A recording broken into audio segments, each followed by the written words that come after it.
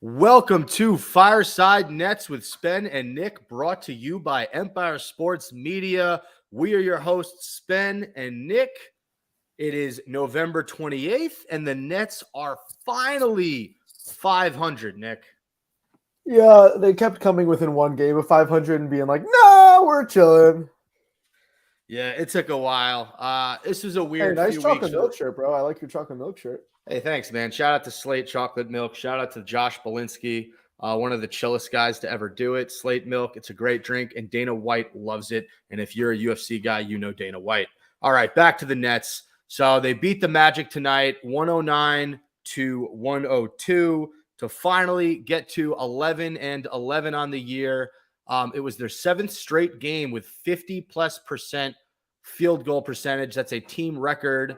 And I think it's funny what they do with these stats, but I think the record, the Nets were undefeated when they held teams under 100 points. So they just said now the Nets are 8-1 when they hold teams to under 105 points, which the Magic scored 102. Do you know the Nets are undefeated when outscoring their opponents? Yeah, no, I've heard that. All right, let's get to this win. So this was a victory. It wasn't a satisfying victory. I don't think that Nets fans can walk away from this game and be confident about the rest of the season in regards to competing with elite teams. You had Kevin Durant go for 45 points tonight, 7 rebounds, 5 assists. He was 19 of 24 from the floor, 3 of 5 from three-point range, 4 of 4 from the line. He did have 6 turnovers, 2 blocks, 2 steals in 39 minutes. And he needed every single point, every assist, every rebound to beat this undermanned Magic team, who, by the way, have 5 wins on the season. The Magic are now 5-16, and they made this a game, man. I mean, shout out to Banchero's nice, bro. Yeah, no, he's a player, man. He's got to work on his free throws. He was 5 of 10 from the line. If you're a superstar, you can't shoot 50%. But 24 points for Banchero, 9 of 17 from the field, and Bol, my goodness. How did Denver fumble the bag with him for all those years he was in Denver? 24 points. He's having a great year. 39 minutes for Bol. Some really nice dunks. He hit, he was 3 of 6 from three-point range. So this is a 7-foot plus phenom. How tall is Bol? He's 7'2". He put up 24. He was hitting threes. He was getting dunks. 2 blocks, 1 steal. Great game for Bol. Great game for Banchero. Franz Wagner also had 21 points, 8 of 16 from the field. But Nets had just enough to beat this Magic team at home on the second half of a back-to-back. It's like a 6.1 out of 10 for me if we're rating victories, because outside of Kevin Durant's 45, Kyrie Irving had 20, 9 of 17 from the field, did have 4 turnovers, ended up with 5 personal fouls. So he had 20. Nick Claxton had 17 and 13. A few nice plays at the end of the game for Nick Claxton. He had a shaky first half. He was able to pick it up in the second half. Outside of those 3 guys, do you want to give props to Joe Harris? Because we could and we don't have to. We don't have to because he still can't hit threes. He was 2 of 8 from three-point range. He did score 17 tonight. He was 5 of 5 for 11 from the field. He just... No offense, I don't mind Joe driving. He's actually not a bad driver. It's just every player has a role. His role is to hit threes. And listen, against the Magic, yes, we needed this win. It was a good win. We're 500. Great. I wouldn't call it a good win. I'd call it a win. Okay, it's a win. The Magic are missing half their guys, right? The Magic didn't have, if I look here, Fultz, Cole Anthony, Jalen Suggs, Terrence Ross, Jonathan Isaac, Wendell Carter Jr., and we barely skate by with a full roster. So, It's not great. And Joe Harris, I'm glad to see 17. I'm glad to see him getting a couple buckets. Bro, I don't like watching Joe Harris on the floor. And if you look at kind of Nets Twitter and basketball Twitter in general, they don't like when Joe Harris is out there. And I love Joe. I'm the biggest Joe. Joe says to me right now, let's go grab a steak dinner. I'm buying. And then we're freaking going out clubbing afterwards. But when it comes down to it, Seth Curry is a better Joe Harris than Joe Harris. I almost am not even minding Sumner getting into Joe Harris's minutes. I was all against Patty Mills. He's kind of shooting more consistently than Joe Harris right now. So, it's getting to a point where even this 17er for Joe 2 for 8 from 3. That's all I see. It's not enough, Spen. It's not enough. You said that you wanted to say I'm the biggest Joe fan, but you left out the word fan. So you just said, I'm the biggest Joe.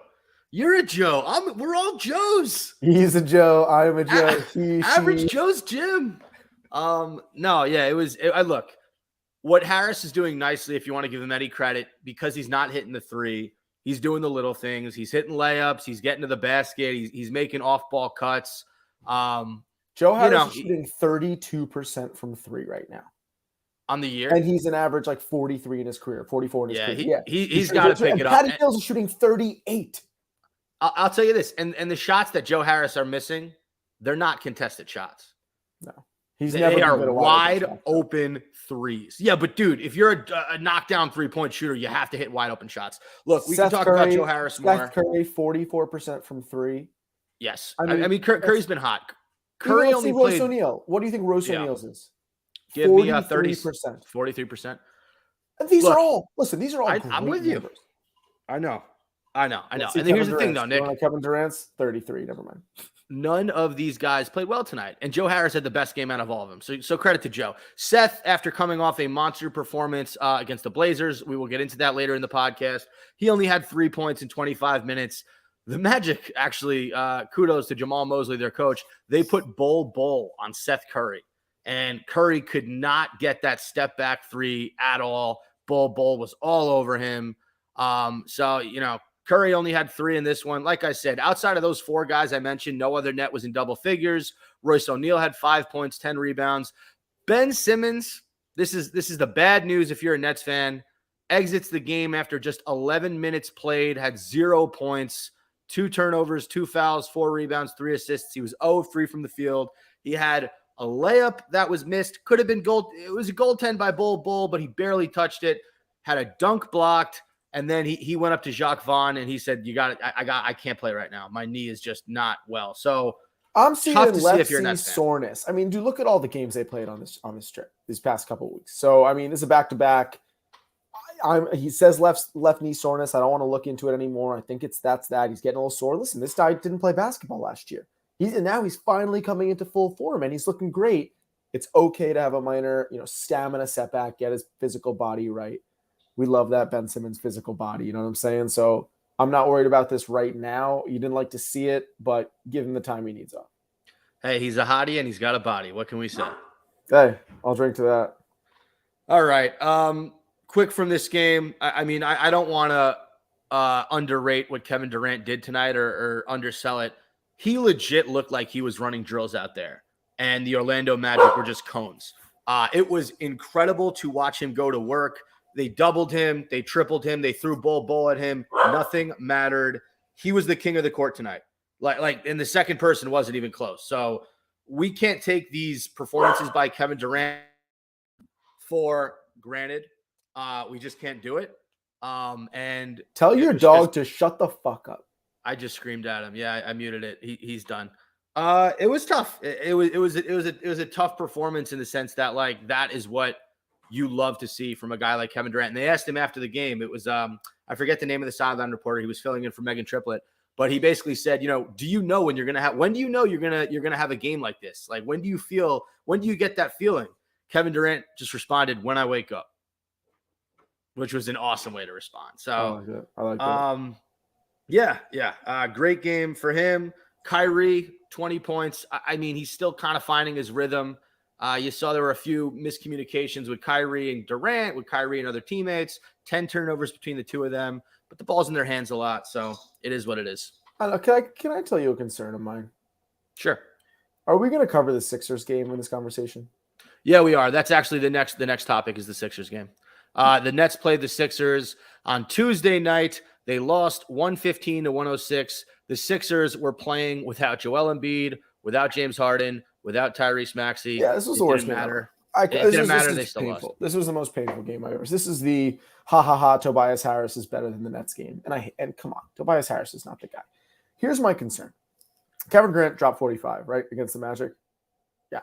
So Kevin Durant with the ball in his hands is one of the most efficient shooters in the league, if not the most efficient shooter in the league. I mean, maybe Doncic is shooting better than right now. But if you're putting a gun to my head, I want KD over Doncic right now. No one's putting a gun to your head. Take that metaphorical gun. Someone take this gun head. off my head. Here's my issue, dude. Durant had to score 45 for us to beat the bottom 3 Eastern Conference Orlando Magic, whose team maybe the worst team in the Eastern Conference. Whose team is made up of rookies and sophomores with a lot of potential, but are the most raw team in the league, arguably. Now, if you go back to this Sixers game we're going to get to where we lost, we're talking about it right now, Kevin Durant tried to take over at the end of the game. He just didn't get enough touches. It's like when he touches the ball, he's most likely going to score. And then we just keep feeding him, and we're almost like, do something, do something, do something, do something. Everyone else gets cold. If Joe Harris and Seth Curry are both cold, we're almost fucked in every game. So I love KD. He's the heart and soul of this Nets team.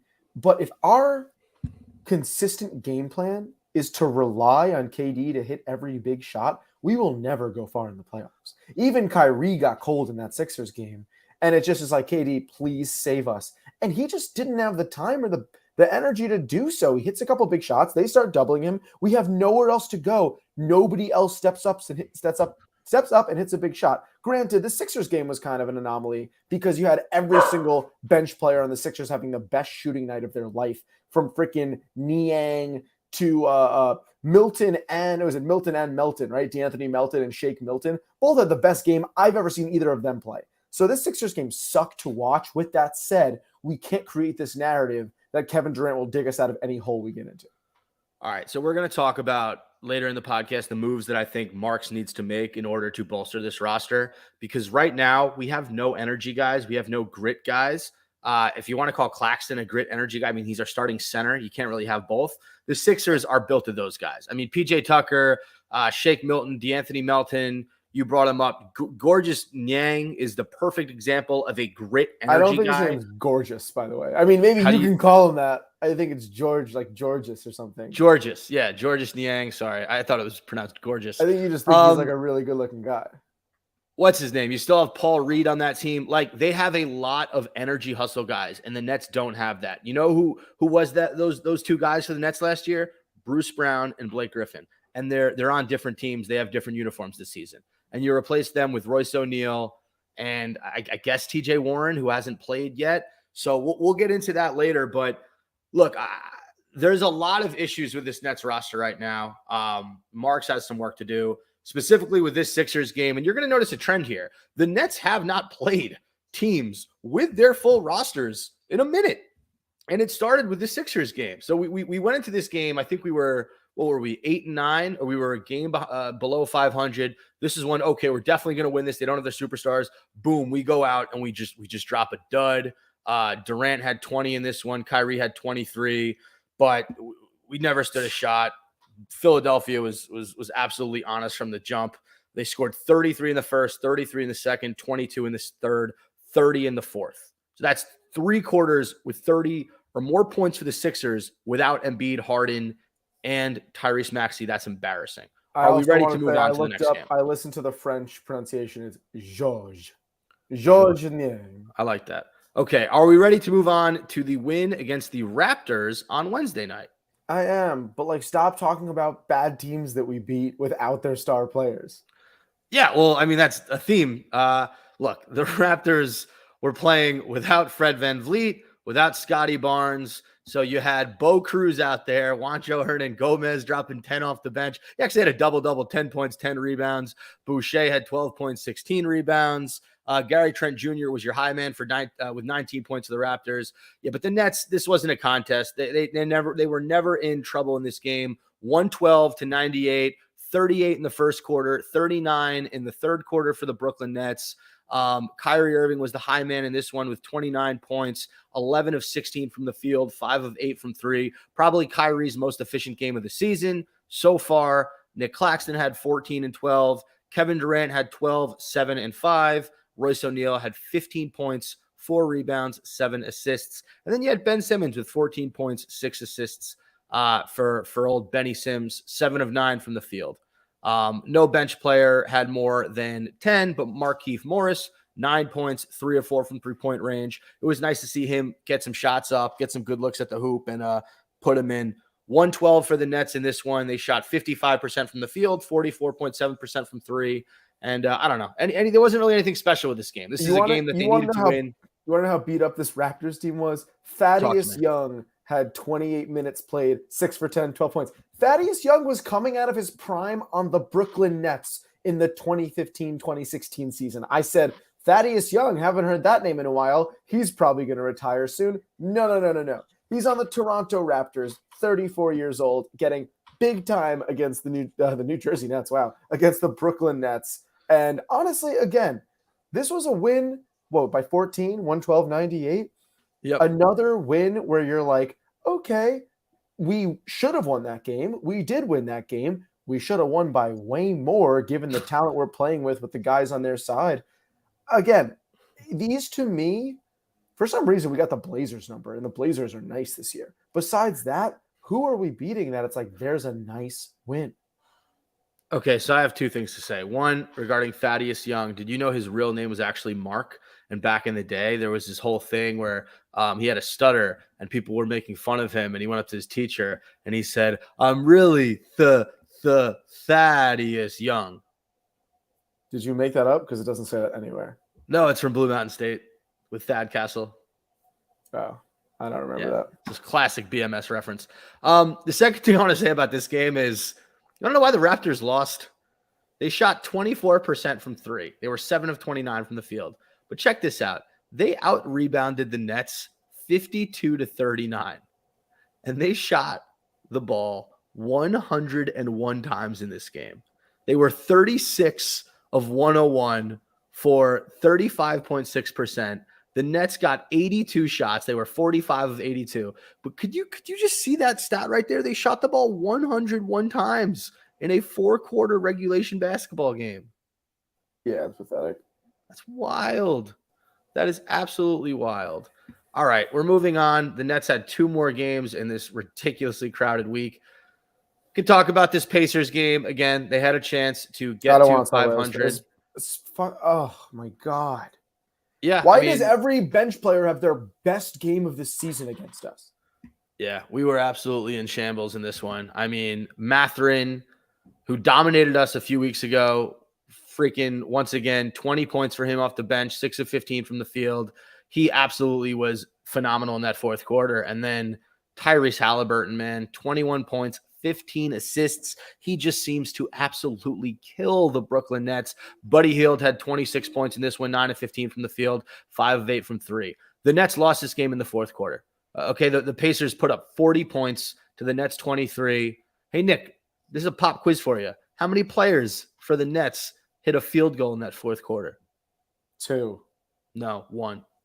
It was Kevin Durant. Yeah, there you 36 go. 36 points, 9 rebounds, 8 assists for KD, 5 turnovers. He was the only player to hit a field goal in that fourth quarter for the Brooklyn Nets. Joe Harris was 0 for 3 and got 12 minutes in that game. Yeah, -8 for Joe Harris. I mean, minus dude, I watched 21 this whole for Nick game. Claxton. First of all, I like Mathurin. Besides Banchero, Mathurin's the best rookie in the league. Honestly, I would almost take Mathurin over Banchero at this point because I just think he's got an X factor to him. Banchero is just a big boy playing on a terrible Magic team. Pacers have some talent. Here's the deal with this game. Again, it's what I said last time. We were winning the entire game.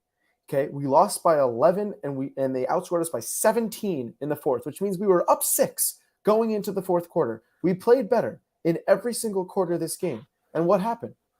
We put every single egg in Durant's basket.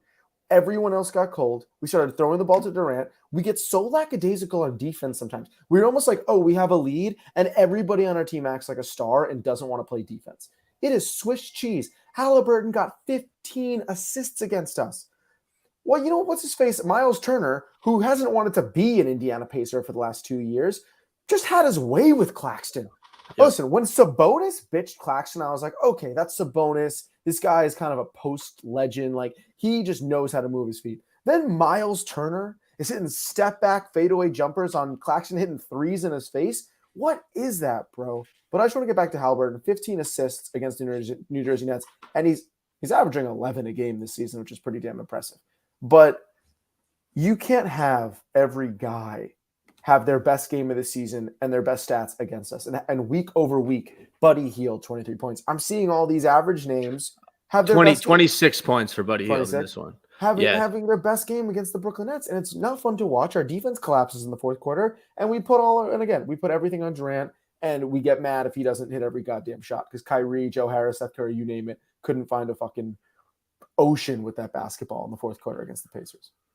Yeah, everything you said, 100%. I don't know which loss was more disappointing, this one or the Sixers. Probably the Sixers because they were more undermanned than this Pacers team. But the fact that we were beating this Pacers team for the majority of the game and we absolutely just fell apart. The first quarter was fire. Yeah, it was that fourth quarter, man. And again, that was on the road, right? That was in Indiana. Yeah. Okay. Yeah, so it is what it is. Look, they had to bounce back quickly. They had a game on Sunday against the Blazers, and I mean this was an important game, right? Because at this point you're 2 games under 500, you're 9-11. You're playing a Blazers team. Sense of pattern here without Damian Lillard on the court. So they still have Jeremy Grant, who was coming off a ridiculous game. Still have Nurkic. Still have Anthony Simons. We were able to really dominate this game, especially in that fourth quarter. Seth Curry was incredible in this one. I mean, the guy could not miss. 11 of 15 from the field, 7 of 10 from three-point range for 29 points. He was a plus 14. This was like one of those games where you just look and you say, why can't Seth do that for us every night? The answer is because he's coming off serious ankle surgery and he's trying to get right. And you saw it. I mean, we talked about it in the Magic game, but it's going to be hard to see him do that on a nightly basis. But you take that when you can get it. We have not seen a performance like that, a 7 of 10 from 3 performance from Joe Harris yet. And that is what we're waiting for. So huge game for Seth Curry. Kevin Durant, typical night at the office for him, 31 points, 12 of 20 from the field. He had 5 assists, 5 rebounds. He was a plus 21. Kyrie Irving with 22 points in this one. Ben Simmons in 34 minutes, he didn't need to do much. 2 points, 8 assists, 12 rebounds. He was active on the defensive end. And then I love Nick Claxton. I love. Yeah, I know. Me too. He's really coming into his own, and he's been playing so much better these last few weeks. You just gotta love what he's been giving the Nets. Give me your thoughts on old Benny Simmons.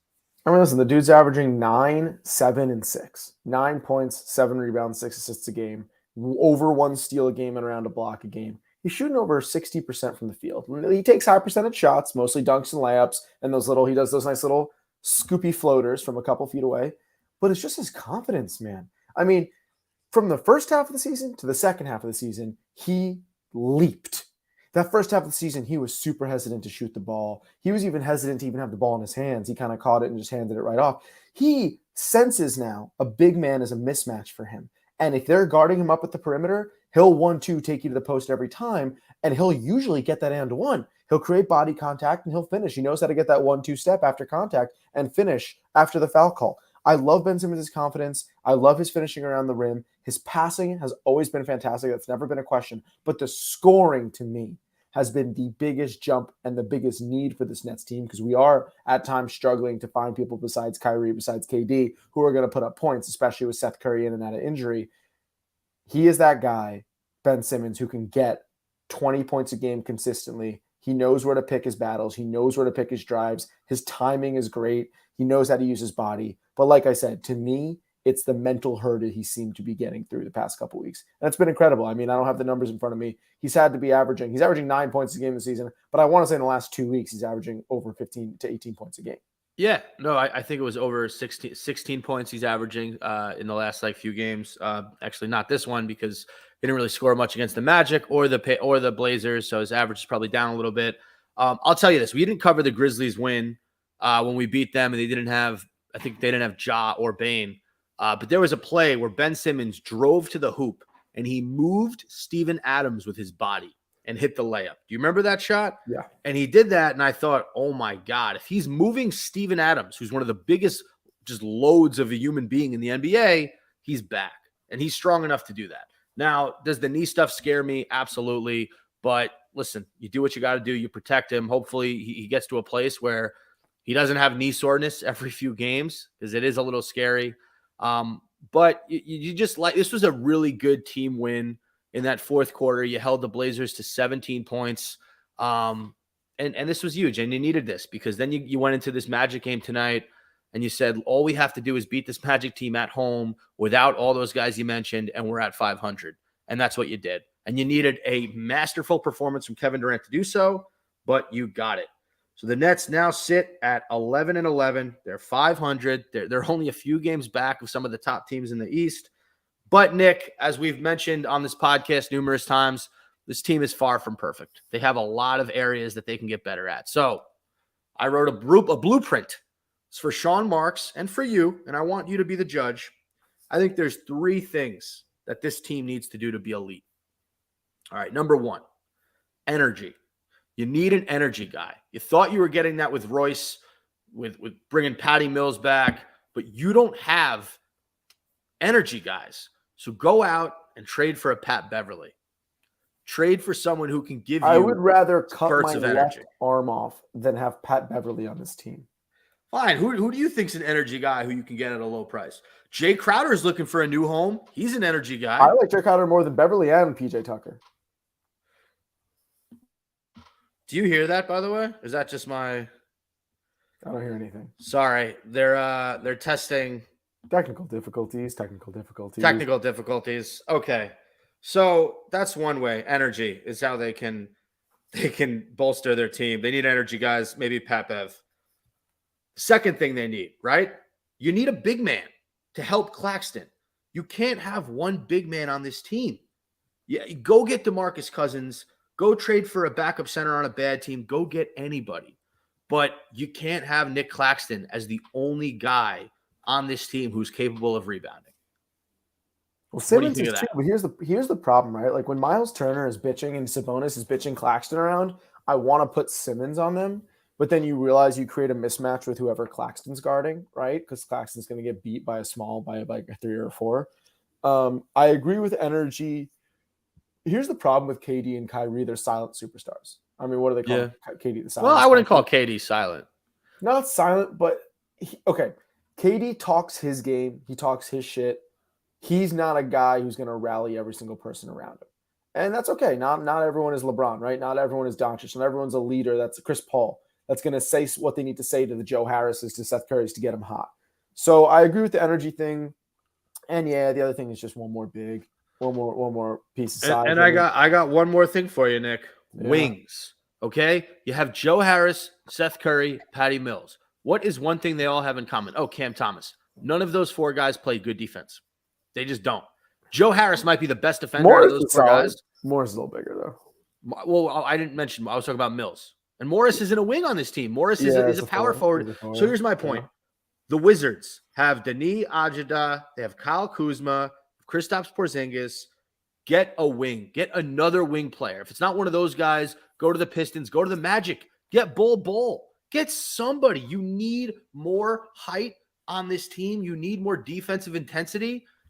Just get somebody. So energy, a big man, and a wing. If you can get all 3 of those guys, right? Move Joe Harris. Move. You're going to call me crazy. Move Kyrie Irving if you can get a real wing. I'm fine with that. If you are able to get a Kyle Kuzma or someone who can get 20 points a game playing alongside KD and defend, this is all predicated on Ben Simmons' health. Because if Ben Simmons is not healthy, you absolutely can't get rid of Kyrie. But if he is healthy, there are moves to be made. And I'm sure Nets Twitter is going to tell me I'm an idiot for this. I don't care. I've watched enough basketball to understand what fits, what makes more sense. Not that Kyrie is detrimental to this team. He's not. But if you can get a wing who can score close to what Kyrie scores and defend at a better level and rebound at a better level, that will help a lot with this team. I'm with you. I'll part with Kyrie. I'll part with Joe. I'll part with any of those rooks, to be honest. The only one I really care about. There's not rooks, sophomores now. Who got David Duke, Kessler Edwards, whatever, Day'Ron Sharp. We developed Claxton to a good big man. He needs some support. So I agree with you on all fronts. I also think there needs to be still an internal change. We got to want it more. We got to fight on defense more. You talk about guys being bad at D. Yeah, they're not great defensive players. It's also an effort thing. And this is always a battle you talk about in sports, especially basketball. These guys are unbelievable athletes. How much further do they need to get talent-wise on defense, and how much further they should push themselves on defense? So yeah. I mean, I understand what you're saying on defense. You already pulled out the coaching change card, so you can't do that again. You know what I'm saying? So you made that move if you're Sean Marks. a guy that obviously the Nets are going to miss a little bit while he's hurt is Yuta Watanabe. I mean, we didn't talk about him, but he was great when he's played in those wins. He's been excellent when he's been available for the Brooklyn Nets. So he's going to come back eventually. You still have TJ Warren, who I think will make his season debut, they said, on Friday against the Raptors at home against Toronto. So you still have other guys on this team who can round out this roster. And they can, by the way, those are wings. Yuta Watanabe, TJ Warren, those are two wings that are bigger than Curry. They're bigger than Mills. They're taller than Harris. So we'll see. But that's really what I think Marks needs to do to fix his team. I don't know how much you can change the effort thing. You know what I mean? Like, that's not something that you can just flip on. Yeah, I hear you, dog. Thanks, dog. All right, so we have Washington. So we have a 7-game homestand that started with Portland. We have 5 games left, right? You're going to tell me what the Nets will finish in these last 5 games. Wizards, Raptors, Celtics, Hornets, Hawks. How many games is that? It's 5? 5. I'll say 3-2. Yeah, I think we that's lose fair. to the Celtics. As much as I hate the Celtics, I'll tell you this: I think we beat Boston or Atlanta. Maybe we beat Atlanta, but I think we lose to a Charlotte or we lose to a Washington. Like, one of those games is a letdown. I think we can beat Toronto. So give me Toronto, Washington or Charlotte, and Boston or Atlanta. Give me Atlanta. I say we lose to Boston and possibly Charlotte or Washington. I say we go 3-2 myself. I'll tell you what, I don't care if we lose 4 out of 5. If we beat the Celtics, I'll be a happy man. That'd be huge. You do care if we lose 4 out of 5. All right, Nick. And then this final segment before we close out the podcast, a lot of people were wondering, because in the description on the YouTube stream, I put Spen and Nick played basketball one-on-one while Nick was home. And we react to who won that matchup. So I want you to tell the audience about that one-on-one game we had in Maywood, New Jersey, and what the results were. Spen beat me. I probably had the worst shooting day I've ever had in my life. But he shot more efficiently than I did and won the game. For those of you who are watching on video, you know what Nick's looking like. For those of you who are listening via audio, Nick's face is of pure disgust. I'm man enough to admit that Nick has beat me a lot over the years, one-on-one. It's very rare that I win, but I'm not one to gloat. I'm not one to brag or boast about it. A win is a win. Was I able to get 2 off him out of the 2 games we played? Absolutely. Has my shooting improved drastically since the last time we played? You bet your sweet ass it has. But listen, there are going to be many more battles as Nick and I grow old as men. I'll win some, he'll win some. But this round goes to Spen. Yep, you got it. Congrats. All right. I'm going to end it right there. Thank you guys for listening to another episode of I'm taking my pants off with Spen and Nick, brought to you by Empire Sports Media. Go get yourself a Slate milk and enjoy the rest of the week. Thanksgiving is over. We got the holidays coming up, Christmas, Hanukkah, Kwanzaa, whatever you celebrate. We're here to support it. Brooklyn Nets basketball. We're back to 500. Let's keep this train moving. Go Nets. And as always, Nick.